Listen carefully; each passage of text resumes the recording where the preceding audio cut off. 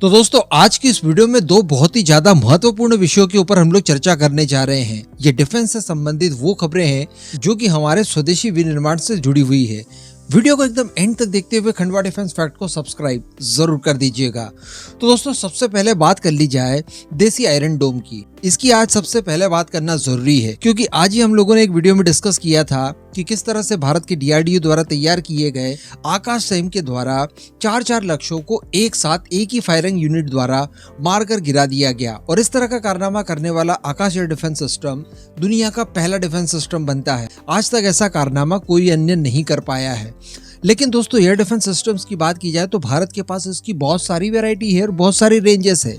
अगर specially short range की ही बात की जाए तो आकाश के बाद एक और हमारे पास बहुत ही ज्यादा प्राइम वेपन है। मैं बात कर रहा हूँ QRSAM की। जी हाँ, quick response surface to air missile system. पिछले साल की दोस्तों बात की जाए तो इसके विस्तृत परीक्षण किए गए थे और इन परीक्षणों के दौरान कुल 4 बार इसे फायर करके देखा गया और ये सभी मानकों के ऊपर पूरी तरह से खरा उतरा। इन परीक्षणों में long range, medium altitude, short range, high altitude, manoeuvres कर रहे टारगेट और लो रडार सिग्नेचर वाले सभी तरह के टारगेट्स को मारकर गिरा दिया। इसके अलावा क्रॉसिंग टारगेट्स और 2 मिसाइलों को एक के बाद एक टारगेट करके भी देखा गया।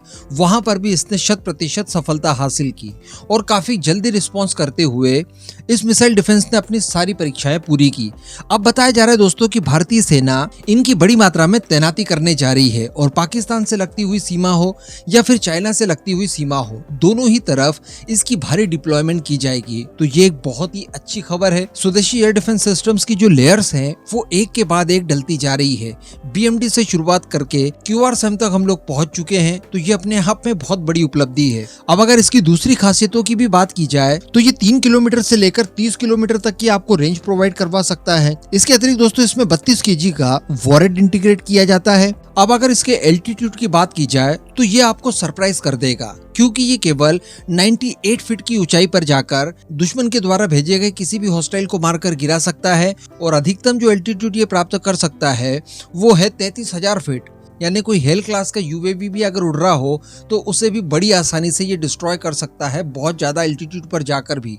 इसके साथ साथ इसकी स्पीड भाई शानदार है। 4.7 मैक की स्पीड इसकी है, यानी 5775.70 किलोमीटर पर आवर। तो आप समझ सकते हैं कि पलक झपकते ही दुश्मन का कोई भी टारगेट हो उसे न्यूट्रलाइज करने में ये पूरी तरह से सक्षम है। इसके अलावा अगर इसके स्ट्रक्चर की बात की जाए तो 6 ट्यूब वाले लॉन्चर्स एक ट्रक पर माउंट किए जाते हैं। तो अब काफी ज्यादा एक्साइटेड है हम लोग इसके डिप्लॉयमेंट को लेकर, जो कि अगले साल शुरू कर दिया जाएगा। यानी 2024 की शुरुआत से इनके डिप्लॉयमेंट की तैयारियां शुरू कर दी गई है। इसके अतिरिक्त दोस्तों दूसरी खबर, और ये खबर भी उतनी ही ज्यादा महत्वपूर्ण है। पहले तो मैं आपको बता दूं कि हम इस खबर को जानने से पहले ही भगवान से प्रार्थना कर लें कि हमारे द्वारा बनाया गया या हमारे द्वारा इस्तेमाल किया गया कोई भी विमान कभी भी दुर्घटनाग्रस्त न हो। लेकिन दोस्तों अगर होता है तो ऐसी परिस्थिति में ब्लैक बॉक्स के बारे में आपने जरूर सुना होगा। ये जो आप इस समय अपने स्क्रीन पर देख रहे हैं, कलर डेफिनेटली इसका ब्लैक नहीं है, लेकिन इसे ब्लैक बॉक्स कहा जाता है। ये सारी फ्लाइट की मोमेंट को अपने अंदर कैप्चर करके रखता है। कोई हेलीकॉप्टर हो, कोई यात्री विमान हो, कोई ट्रांसपोर्ट विमान हो या फिर आपके फाइटर जेट वगैरह हो, ये सभी के अंदर इस्तेमाल किया जाता है, सभी के अंदर लगे होते हैं। और अगर विमान दुर्घटनाग्रस्त होता है तो इसे ढूंढा जाता है और इसमें जो डेटा रिकॉर्ड हुआ होता है उसके आधार पर दुर्घटनाओं के कारणों का पता किया जाता है। अब ये काफी ज्यादा एडवांस होता है, ये सीधे लिंक होता है सैटेलाइट से, तो इसे ढूंढना काफी ज्यादा आसान हो जाता है। अगर समुद्र में भी प्लेन क्रैश करता है तो वहां पर भी ये बड़ी आसानी से पानी के ऊपर तैर सकता है, तो वहां से भी इसे रिकवर करना आसान होता है। अब हम जानते हैं कि ये हर हाल में किसी भी एयरक्राफ्ट के लिए जरूरी है। कोई भी एयरक्राफ्ट आप तैयार कर रहे हो, कोई इस्तेमाल कर रहे हो, उनके अंदर ब्लैक बॉक्स चाहिए ही चाहिए। अब होता ये था अभी तक कि हमें ये सारे ब्लैक बॉक्स विदेशों से मंगवाने पड़ते थे, जिनके लिए हमें प्रति ब्लैक बॉक्स 1 करोड़ रुपए का खर्च आता था और जो विदेशी निर्भरता थी वो तो अलग ही अलग। इस वजह से दोस्तों HAL के साइंटिस्ट द्वारा इसके ऊपर काम करना शुरू किया गया और फाइनली इसे बनाकर तैयार कर लिया है। अब भारत का तेजस हो, तेजस मार्क 2 हो, एमका हो, TED-BF हो या फिर सारस वगैरह हो, किसी भी तरह का कोई भी एयरक्राफ्ट हो, उन सभी के अंदर जो ब्लैक बॉक्स की रिक्वायरमेंट होगी वो हम लोग हमारे खुद से तैयार किए हुए इंटीग्रेट कर सकते हैं। और इसके साथ साथ जो दूसरी बड़ी बात देखने के लिए मिली वो ये है कि इसकी वजह से हमें 40% कम कीमतों ऊपर ये अवेलेबल हो जाएगा, यानी ये स्वदेशी है तो डेफिनेटली ये सस्ता पड़ेगा। अब जो विदेशी हम लोग ब्लैक बॉक्स मंगवाया करते थे, जहां पर उसके लिए 1 करोड़ रुपए पे करना पड़ता था पर यूनिट, तो इसके लिए हमें केवल 60 लाख रुपए खर्च करने पड़ेंगे। तो 40 लाख रुपए प्रति यूनिट हमें बचत करके देगा। तो आप समझ सकते हैं कि कितने सारे एयरक्राफ्ट हम लोग इन फ्यूचर बनाने वाले हैं और कितना फायदा इससे होगा। और जो एक्सपोर्ट किया जाएगा वो अलग, क्योंकि ये दुनिया में सर्वश्रेष्ठ है, सबसे सस्ता है।